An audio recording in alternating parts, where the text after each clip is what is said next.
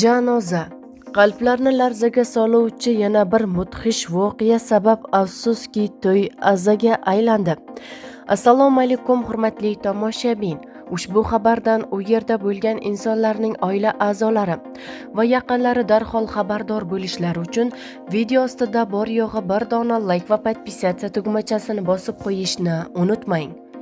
Toshkentda yo'l transport hodisasi sabab ikki sevishgan halok bo'ldi. 1998-yili tug'ilgan Cobalt haydovchisi qo'pol qoidabuzarlik qilgani sababli dahshatli avtohalokat sodir bo'lgan.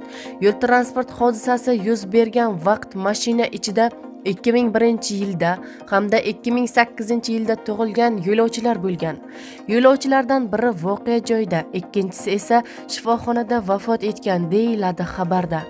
Bizni kuzatishda davom eting. Kanalimizga obuna bo'lib, podpisatsiya tugmachasini bosib qo'yishni unutmang.